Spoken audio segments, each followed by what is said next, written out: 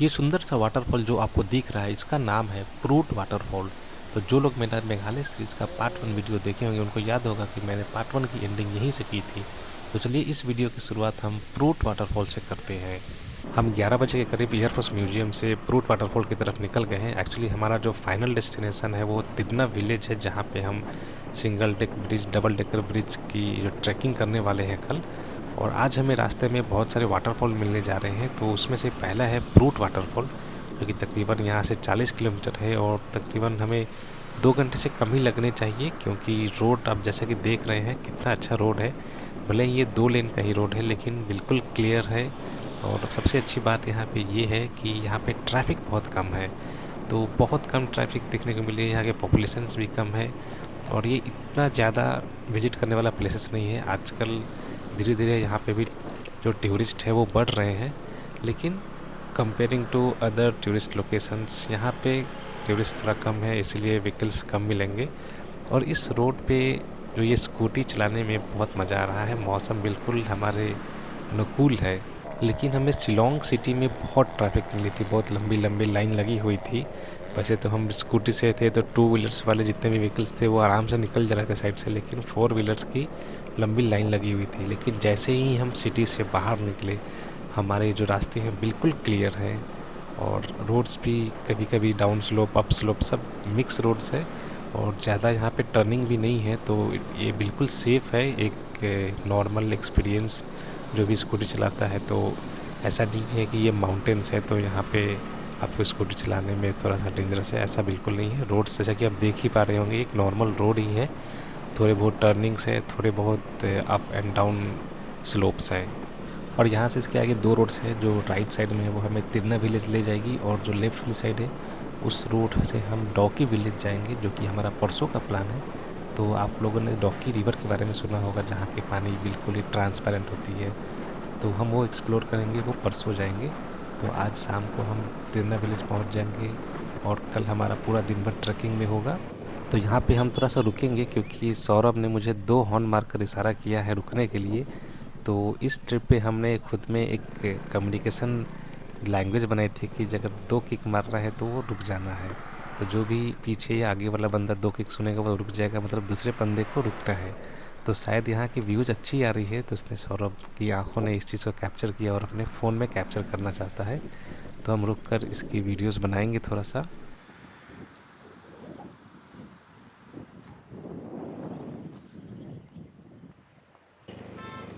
और मौसम यहाँ पे सडनली चेंज होने लगा है, फॉग चारों तरफ आने लगी है। आगे आप देख सकते हैं पूरा धुंधला दिख रहा है और हम एक यहाँ पे व्यू पॉइंट पहुँचने वाले हैं। यहाँ से बहुत अच्छी व्यू आती है, देखते हैं यहाँ से कुछ दिख पाता है कि नहीं, क्योंकि चारों तरफ फॉग ही आ गई है।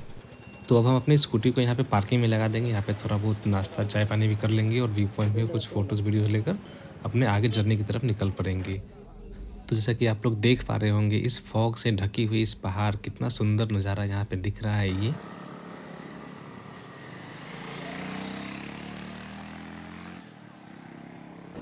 तो चलिए हम अपने आगे की जर्नी को कंटिन्यू करते हैं। आगे आगे आप सौरभ को देख रहे हैं, स्कूटी से जा रहे हैं, उसका बैकपैक उसके पीछे है। सिमिलरली मैंने भी अपना बैकपैक पीछे टांग कर रखा है। और अभी सडनली फॉग आ जाने से मौसम भी थोड़ा ठंडा हो गया है। अभी हमें थोड़ा थोड़ा ठंड फील हो रही है, लेकिन इतना ठंड चलेगा, इसके लिए कोई अलग से ठंडे कपड़े की ज़रूरत नहीं है। तो हम कंफर्टेबली जा रहे हैं। शायद आगे चल के जैसे ही फॉग ये हटेगी, मौसम फिर से अपना बिल्कुल हमारे शरीर के अनुकूल हो जाएगा। तो वाटरफॉल जाने के लिए हमें मेन रोड को छोड़ना होगा और जैसा कि हमें लग रहा है कि हम पहुंच चुके हैं। तो मैप के अनुसार हमारा रास्ता इधर से दिख रहा है। सौरभ जब है तो हमें मैप की देखने की ज़रूरत नहीं है, सौरभ बिल्कुल मैप में एक्सपर्ट है, तो यही रास्ता को लीड कर रहे हैं। तो ये थोड़ा सा विलेज के थ्रू ये रास्ता जा रहा है वाटरफॉल पहुँचने के लिए। तो इस रास्ते में हमें 3 वाटरफॉल मिल जाएंगे, जिसमें हमें शाम हो जाएगी और शाम होते होते हम अपना तिरना विलेज पहुँच जाएंगे, जो हमारा फाइनल डेस्टिनेशन है। तो ये रोड भी थोड़े बहुत ही ऊबड़ खाबू है, लेकिन रोड अच्छा है, ट्रैफिक नहीं है, तो चलने लायक है। इधर ज़्यादा परेशानी नहीं है। बीच बीच में इस तरह का ओपन दिख रहा है, चारों तरफ पहाड़ दिख रहे हैं और रोड अच्छे हैं। हम अब प्रूट वाटरफॉल पहुंच गए हैं और वहां जाने के लिए हमें कुछ दूरी तक ट्रैकिंग भी करनी पड़ेगी, ऐसे रास्तों से चल के जाना पड़ेगा। तो यहाँ आने के लिए गोप्रो कैमरा के लिए 100 से 200 रुपये लगते हैं। तो मैंने उसको बैग में ही छोड़ दिया और वैसे भी चार्ज उसकी ख़त्म हो गई थी, तो मैं अपने आईफोन से ही ब्लॉगिंग कर रहा हूँ। तो इस ट्रिप पे मैंने ऐसे ही अपने बहुत पैसे बचा लिए, कम से कम 1000-2000 तो बच ही गए हैं, क्योंकि गोप्रो कैमरा ले जाने का किसी-किसी लोकेशंस पे 200-250 रुपए चार्जेस होते हैं। तो वहाँ पे मैं गोप्रो नहीं लेता हूँ, अपने आईफ़ोन से ही ब्लॉगिंग कर लेता हूँ। मेरे मन में तो यही चल रहा है कि वाटरफॉल जाने का रास्ता इतना शानदार है, तो सोचिए वाटरफॉल कितना सुंदर होगा वहाँ जाने के बाद। और हम दोनों रेनकोट पहन के ही इस ट्रिप में घूम रहे हैं, क्योंकि हम हैं मेघों के शहर मेघालय में, और जैसा कि आपको पता है यहाँ कभी भी बारिश आ सकती है। तो अभी तक हम लकी हैं बारिश नहीं आई है, लेकिन हम बारिश से प्रोटेक्शन के लिए ये रेनकोट पहन के चल रहे हैं। अगर बीच में स्कूटी चलाते समय भी बारिश आ गई तो हमको रुकना नहीं पड़ेगा, हम अपना जर्नी कंटिन्यू कर सकते हैं। और ये रेनकोट हमें थोड़ी बहुत ठंड से भी बचा रही है, क्योंकि हवा चलने पे थोड़ी थोड़ी बहुत ही ठंड लग रही है, तो ये रेनकोट होने से हमें ठंड नहीं लग रही है। और यहाँ से वाटरफॉल की आवाज़ थोड़ा तेज़ होने लगी है, तो लगता है कि हम वाटरफॉल पहुँचने ही वाले हैं। तो फाइनली हम पहुँच गए हैं प्रूट वाटरफॉल, और जैसे कि आप देख रहे हैं कितना शानदार नज़ारा यहाँ से दिख रहा है। ये 2 लेयर में वाटरफॉल गिर रहा है, ऊपर से पानी एक लेयर पे और वहाँ से फाइनली नीचे गिर रहा है, और ये सुंदर सा पहाड़ों से होते हुए वाटरफॉल निकल रहा है। प्रूट वाटरफॉल टूरिस्ट के बीच में ज़्यादा फेमस नहीं है, लेकिन जिस तरह का नज़ारा यहाँ पे दिख रहा है, यह कहना गलत नहीं होगा, क्योंकि फ्यूचर में यहाँ पे बहुत अच्छा टूरिस्ट अट्रैक्शन होने जा रहा है। बहुत लोग यहाँ पे आने जा रहे हैं, इतना शानदार व्यू दिख रहा है। और हम उस लोकेशन पे चल रहे हैं जहाँ पे फर्स्ट लेयर पे पानी गिर रही है सबसे ऊपर से। तो ये रास्ते से हम ऊपर वाले लेयर पे पहुँच गए हैं, और देखते हैं यहाँ से कैसा नज़ारा दिखता है नीचे की ओर। जैसा कि आप देख पा रहे होंगे पानी का फ्लो कितना ज़्यादा है, और ये मानसून का सीज़न चल रहा है। हालांकि इस बार की मानसून थोड़ा सा कम है, तो समझिए कि जब फुल फ्लो में मानसून चलेगी तो कितना ज़्यादा पानी रहेगा। अरे ये क्या है, दीदी मेरे कैमरे से क्यों उलट गई? चलिए हम फिर से शूट करते हैं बिना दीदी के इस वीडियो में।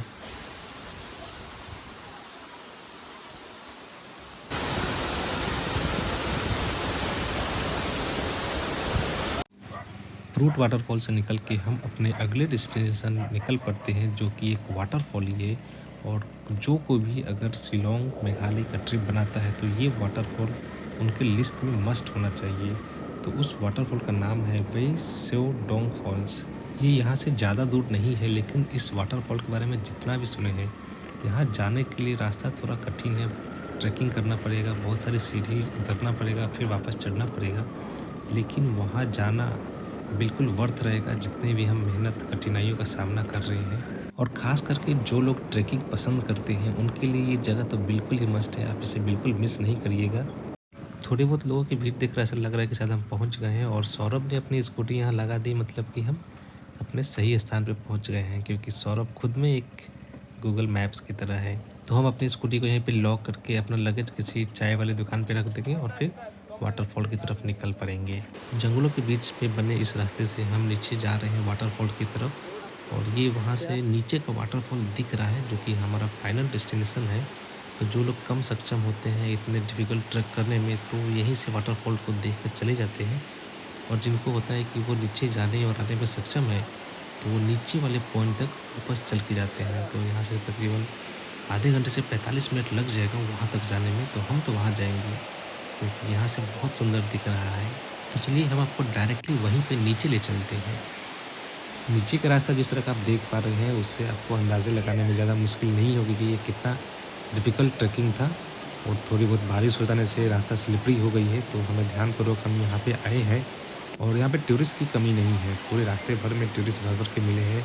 इतने डिफ़िकल्ट ट्रैक होने के बावजूद भी बच्चे, बूढ़े, लेडीज, जेंट्स सबको ही इस ट्रैक पे आए हैं और इस सुनहरे वाटरफॉल का मज़ा ले रहे हैं।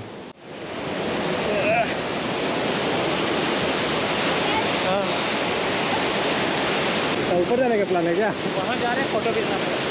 कितना दूर से?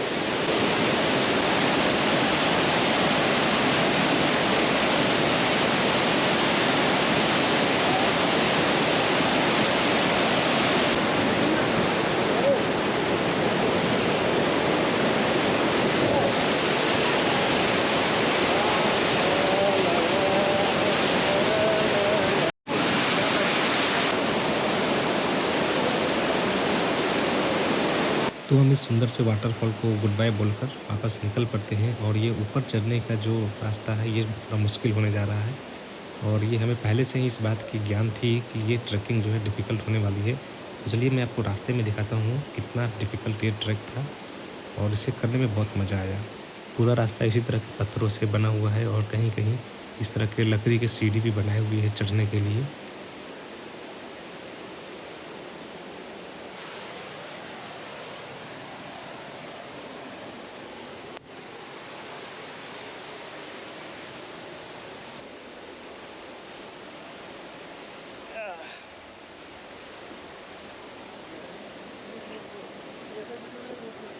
और हमारे सामने जो कपल अब देख रहे जा रहे हैं वो अपने पीछे में अपने बच्चे को लेकर इस मुश्किल से ट्रैक में आए हुए हैं। तो समझ जाइए इनका कितना जोश है और ये लोग कितना इंटरेस्टेड हैं नेचर के बीच में घूमने में, ट्रैकिंग करने में, वाटरफॉल देखने में।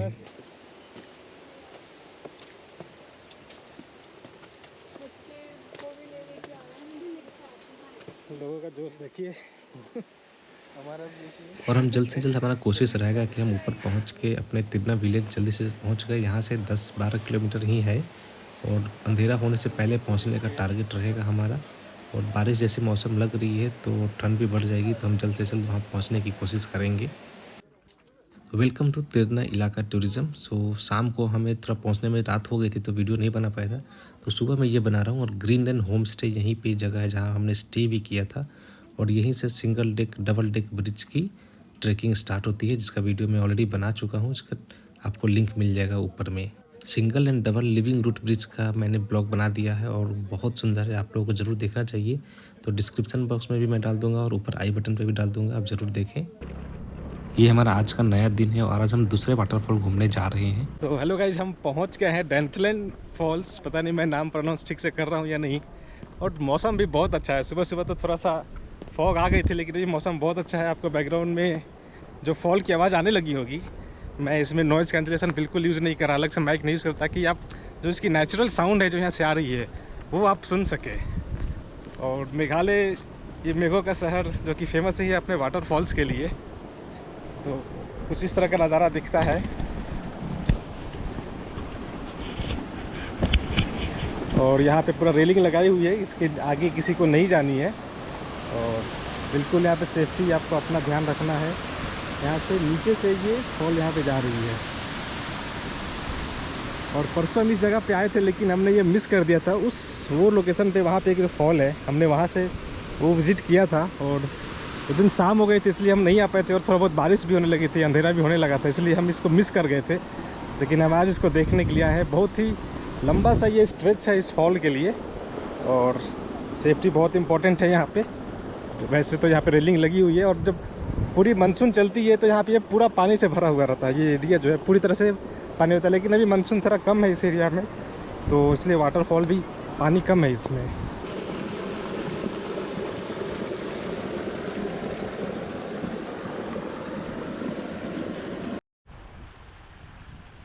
और मुझे इस वाटरफॉल के दूसरे स्ट्रेच की तरफ भी जाना था, तो इसलिए मैंने अपने जूते खोले और इस छोटे से वाटर स्ट्रीम को पार करने लगा। यहाँ पे बहुत फिसलन थी, इसलिए ध्यान पर धीरे धीरे पैर बैठा बैठा कर मैंने इसे सक्सेसफुली पार कर लिया।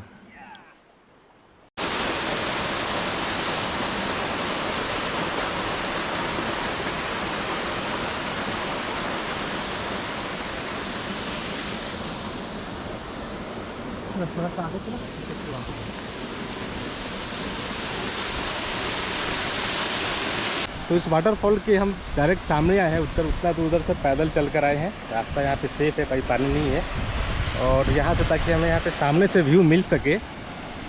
क्या मस्त नज़ारा इधर से आ रहा है, और ये सब चारों तरफ पहाड़ ही पहाड़ है। तो अब समय आ गया हम इस जगह को अलविदा बोले, और आपको भी इस वीडियो के लिए अलविदा बोले। हम आपसे अपने अगले वीडियो में मिलेंगे, जिसमें हम आपको आरवा केव्स और क्रांगसुरी वाटरफॉल दिखाएंगे, जो कि हमारा इस ट्रिप का सबसे बेस्ट वाटरफॉल था।